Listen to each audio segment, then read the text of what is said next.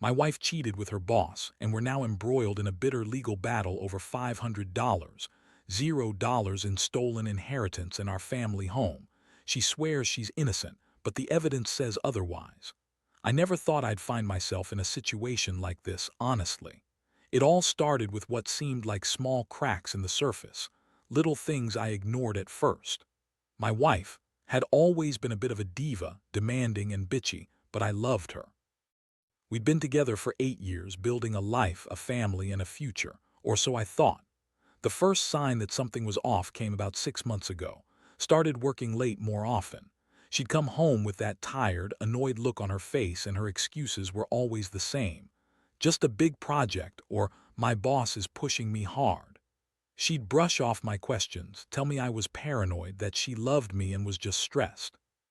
But I noticed her phone was constantly glued to her hand, and she'd hide it whenever I walked in the room. Little things, but enough to make me suspicious. Then her behavior changed even more. She stopped wanting to have sex with me. Not just a little less, but almost nothing at all. I'd try to talk to her, ask what was wrong, and she'd snap at me, accuse me of being clingy or insecure. She'd say, "Can't you see I'm busy? I don't have time for your insecurities." That hurt, but I let it go, convinced she was just stressed. But the real shocker came when I accidentally came across her phone one night. I was just trying to find a charger and I saw a message pop up on her screen. It wasn't meant for me. It was from some guy named Josh, and the message was explicit, talking about how he couldn't wait to see her tonight and they'd finally get some time alone. My stomach dropped. I froze, staring at the screen. It was like a punch to the gut. I couldn't believe what I was reading. I didn't confront her right away. I needed to be sure, so I started digging. I checked her emails, her social media. There were more messages, more evidence. She'd been meeting him at some hotel downtown. I found receipts from rides that matched her stories about work dinners. She'd been lying to me about everything. The worst part, she kept telling me she was innocent, that I was imagining things, that I was overreacting. She'd call me paranoid, accuse me of not trusting her, but I knew better now. I had the proof. One night, I decided enough was enough. I sat her down, confronted her with the evidence. I expected her to break down, to admit everything, but she just looked at me with that bitchy smirk and said, "You're crazy. You're just jealous because I work hard and I deserve some fun too.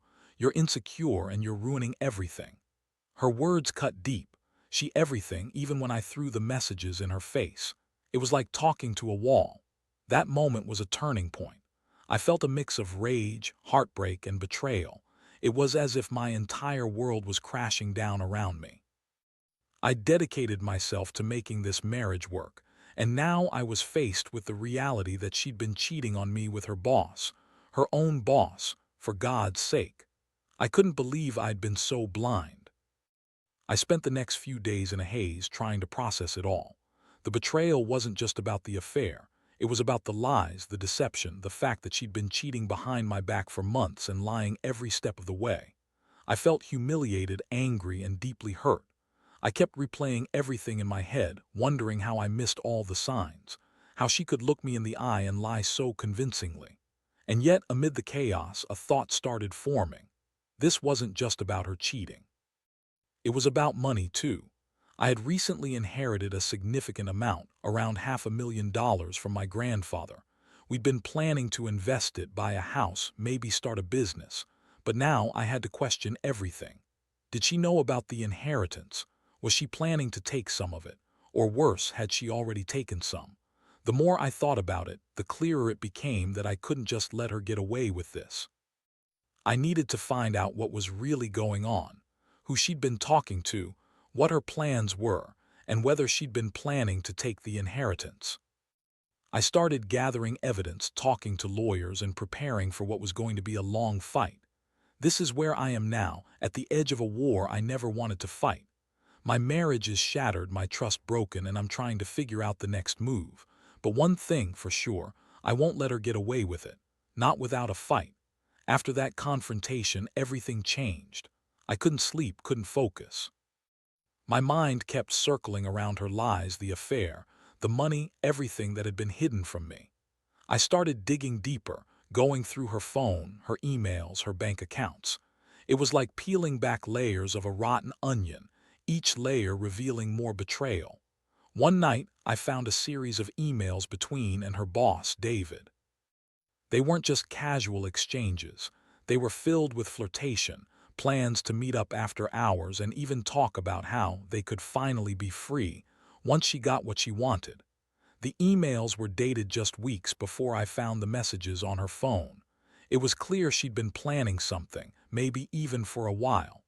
The money, though, that was the real kicker. I had inherited a sizable estate and I knew she was aware of it. We discussed our future and I'd told her about the inheritance, but I started to suspect she was trying to manipulate me to get her hands on some of it. I found bank statements that showed suspicious transfers, large sums moved into accounts I didn't recognize. I also discovered she'd been talking to a lawyer, supposedly about a business opportunity, but the timing was off.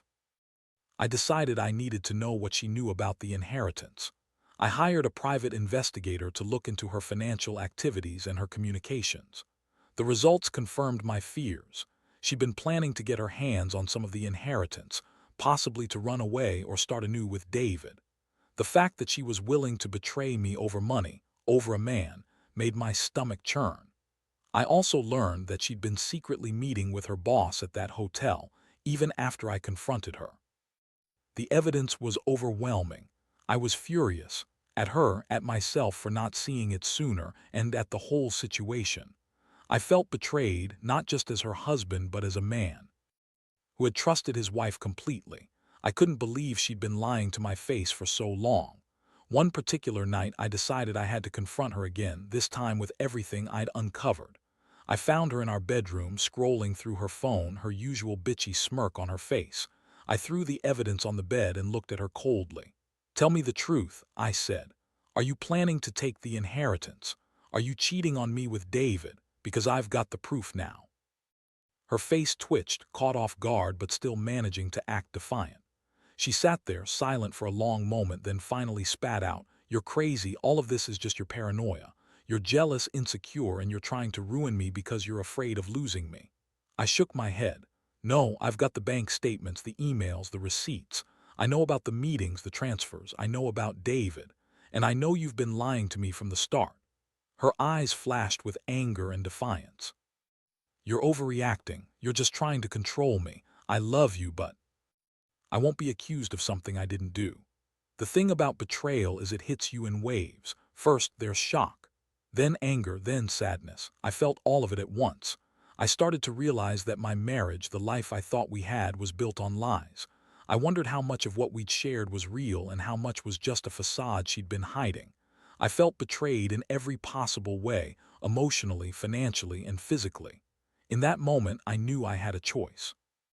I could stay and try to fix what was broken, or I could cut my losses and walk away. The evidence was clear. I couldn't trust her anymore. But I also knew I had to protect what was mine, especially the inheritance which I'd worked hard for and planned to use for our future. That night I made a decision. I'd gather everything I could, get legal advice, and prepare for a battle. I was done trusting her blindly. I was done being the fool. Had crossed a line and I wasn't going to let her get away with it, not without consequences. The next day I started talking to lawyers, and that's when I realized how deep this rabbit hole went. She'd been trying to take control of the inheritance, possibly to run off with David or just to have a safety net when she left me. I found out she'd even been talking to a divorce lawyer behind my back, trying to prepare for the worst. I felt like I was standing on the edge of a cliff, ready to fall into a pit of chaos. But I also felt a strange sense of clarity. I knew what I had to do. I wasn't going to let her destroy what we built, not without fighting back. This was more than just about betrayal. It was about justice, about reclaiming what was mine and making her face the consequences of her actions. I'm still in the middle of it all, but I'm determined. It's not getting away with this. I won't let her. The fight is just beginning. After I decided to take action, everything moved fast. I hired a lawyer who specialized in family law and inheritance disputes.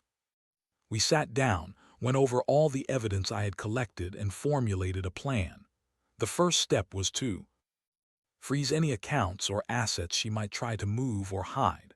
I also instructed my lawyer to look into her communications with David and the lawyer she'd been talking to behind my back. I needed to know if she'd already made any moves to claim part of the inheritance or if she was just planning to. Meanwhile, I started to feel the weight of everything I'd uncovered settling in. The betrayal cut deep. I'd always believed was my partner, my equal.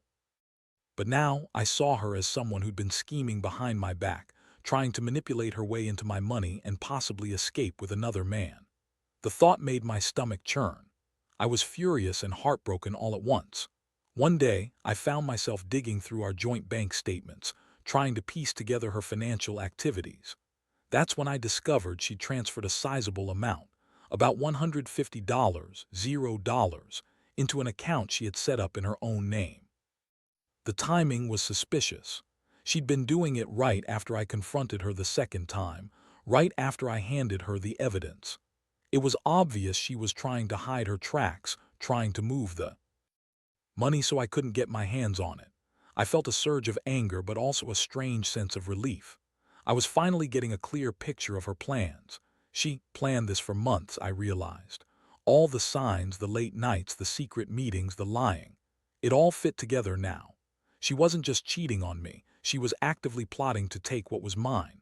I also learned that she'd been secretly talking to her lawyer, Lisa, about how to claim her share of the inheritance.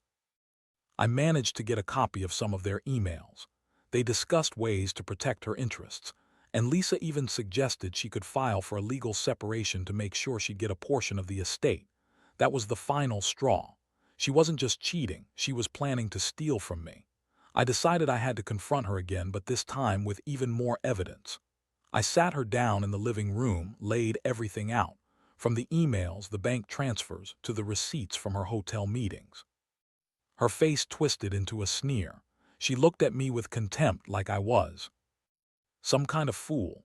"You're crazy," she spat. "All of this is just your paranoia. You're imagining things just like you always do. I love you, but I won't be accused of theft or cheating. You're just jealous because I have a life outside of your control." I shook my head. "No, I have the proof. You've been lying to me from the start. You've been planning to take my inheritance, to run away with David, and you've been manipulating everyone around you. I won't let you get away with it. I'm going to fight for what's mine." She rolled her eyes, trying to act dismissive. "You're just upset because I won't be a doormat anymore. Maybe I deserve better than a guy who doesn't trust me." Her words stung, but I stayed calm. That confrontation was a turning point. I realized I couldn't stay passive anymore. I had to protect my assets, my future, and myself. I told her I was filing for a legal separation, at least until everything was sorted out. I knew she'd try to fight me, but I was prepared for that. I had the evidence, the legal backing, and resolve. Over the next few days, I gathered even more documents, contacted forensic accountants, and prepared for the inevitable legal battle. For her part, continued to deny everything, calling me paranoid, jealous, and crazy. She insisted she was innocent, that I was just trying to control her. But the truth was plain to see. She'd betrayed me, betrayed our marriage, and tried to steal what was rightfully mine. I couldn't believe I'd been so blind. I had trusted her completely. Now I was learning that trust, once broken, is nearly impossible to rebuild. But I was determined to see this through. I wasn't going to let her get away with it, not without a fight. The legal process was exhausting. Every day brought new surprises, more lies, more manipulations. She hired her own lawyer, Lisa, who was good at spinning stories and defending her client. Tried to paint herself as the victim, claiming I was abusive and controlling, trying to turn everyone against me. It was a classic move, but I remained focused on the facts. In the meantime, I kept my distance emotionally.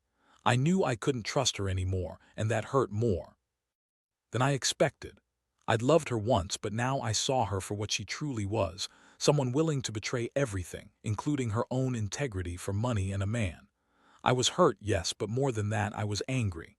Angry at the lies, angry at the betrayal, and angry at myself for not seeing it sooner. This whole ordeal has changed me, no doubt. I've learned that trust is fragile, and once broken, it's almost impossible to repair. I've also learned that some people will do anything for money or to get what they want, no matter how much it hurts others.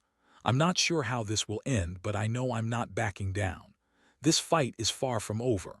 The legal battle dragged on longer than I expected.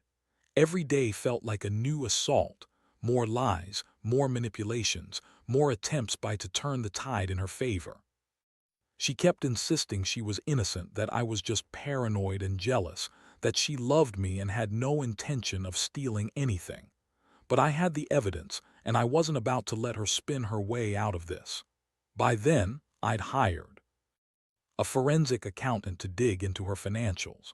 The reports confirmed everything I suspected. She'd moved a significant chunk of the inheritance into secret accounts. She'd also been funneling money to her lawyer, Lisa, under the guise of legal fees. But it was clear she was trying to hide her assets. The accountant even found several shell companies she'd set up in her name, all designed to obscure her true financial position. It was clear she'd been planning this for months. I also found out she'd been talking to her boss, David, more than I initially realized. The emails and texts showed they'd been planning their escape, their new lives, all while pretending to be innocent. She'd even bought a new apartment in the city, paid for with money I didn't know she had. When I confronted her with that, she just shrugged and said she needed a place to stay if we separated. She spun it so casually, like she'd already made her decision. The worst part was the emotional toll. I felt betrayed on every level. I'd trusted her with my life, my future, and she'd been secretly planning her exit with another man and trying to take my assets. I had to remind myself to stay focused.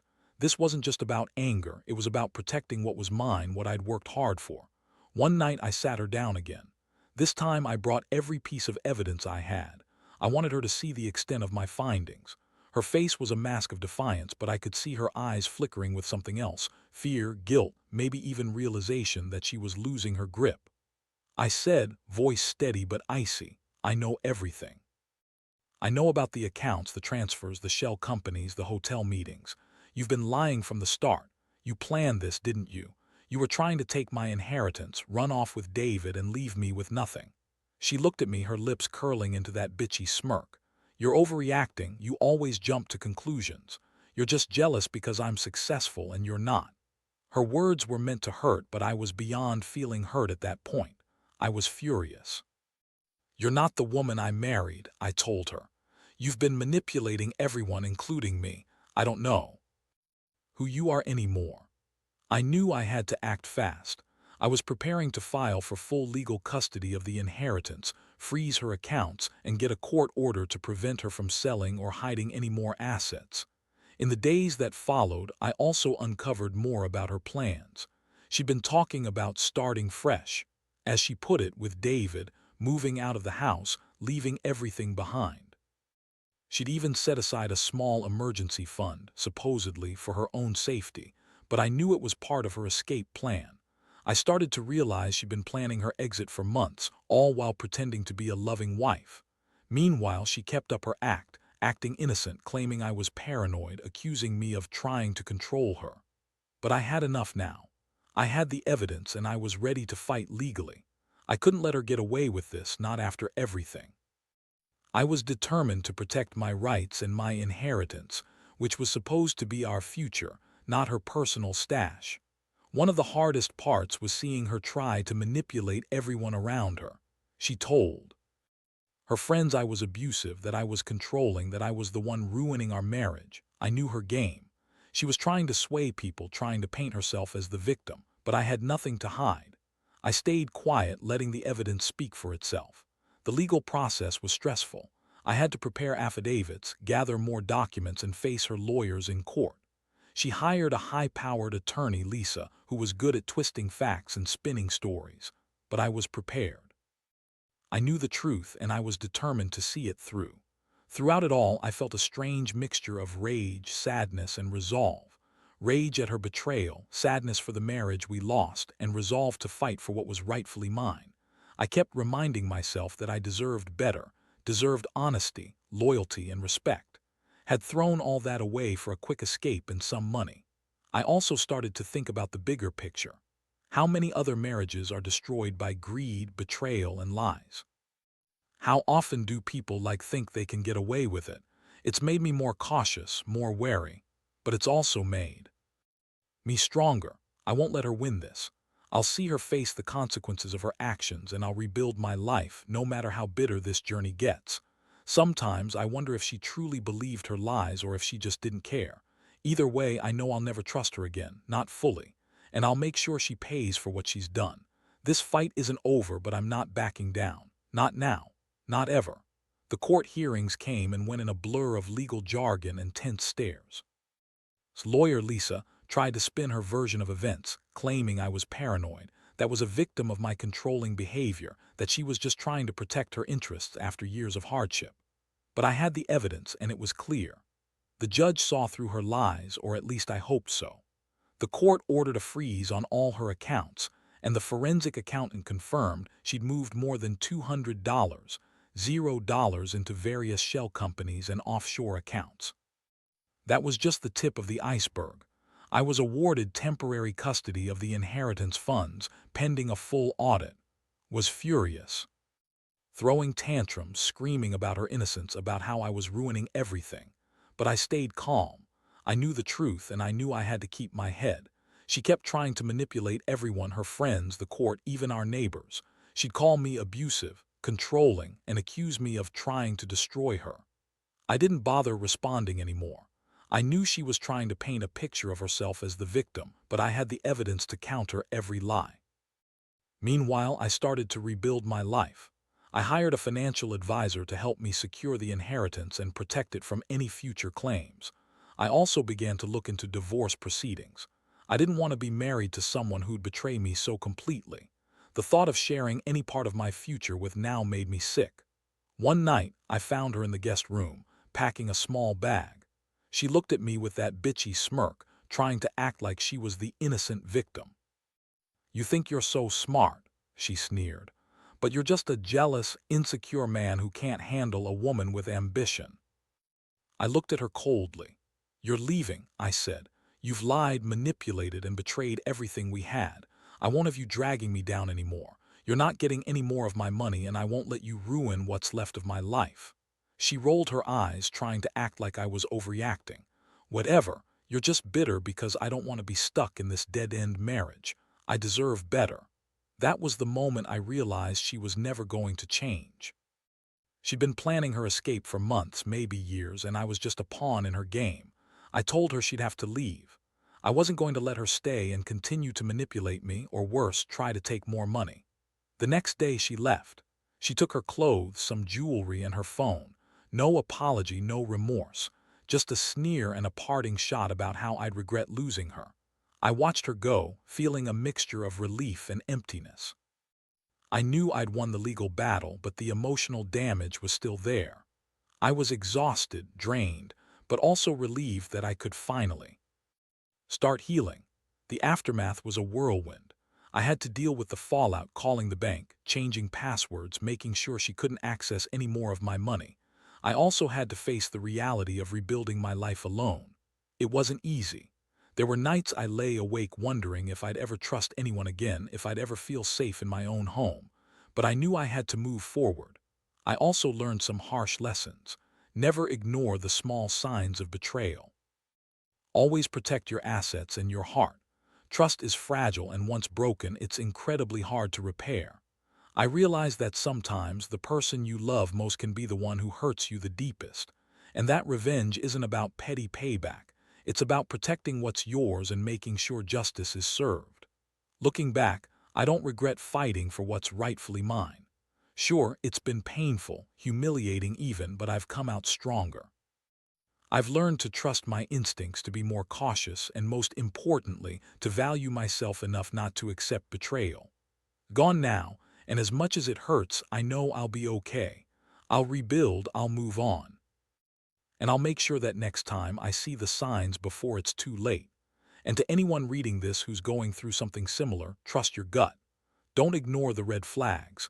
Protect your money, your heart, and your peace of mind. Because once someone crosses that line, it's damn hard to come back. But with enough strength and clarity, you can survive and even thrive after the storm. In the end, I realized that betrayal changes you fundamentally.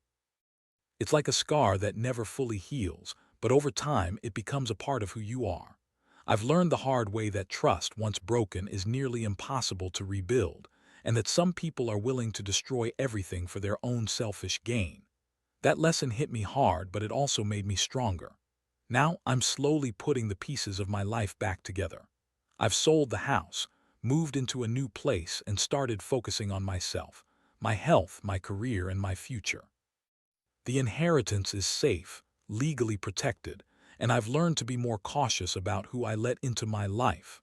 I don't wear my heart on my sleeve anymore, but I do carry the scars. As a reminder, looking back, I see how naive I was to believe that love alone could protect me from betrayal. I trusted blindly, and that trust was her weapon. But I also see that I can't control other people's actions, only how I respond. I've learned to be more vigilant, more guarded, and more aware of what's happening around me. The most important thing I've taken away from this ordeal is the value of self-respect. No matter how much you love someone, if they betray you, you have to prioritize yourself. You have to stand up for what's right, even if it means losing someone you once cared deeply about. Because in the end, your integrity and your peace of mind are worth more than any lie or betrayal. To anyone going through something similar, I'd say this: trust your instincts, protect your assets, and don't be afraid to fight for what's rightfully yours. Betrayal cuts deep, but it also teaches you resilience. It forces you to confront your vulnerabilities and come out stronger on the other side. I don't harbor hatred for anymore. I forgive her, not because she deserves it, but because I refuse to carry that burden.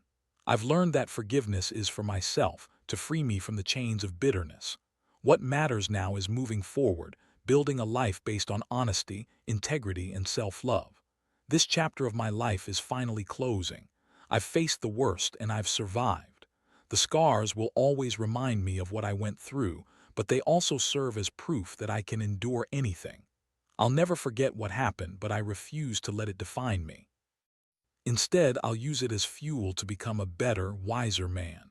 And so, I walk forward, cautious but hopeful.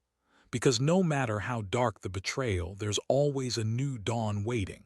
And I'm ready to face it, with my head held high.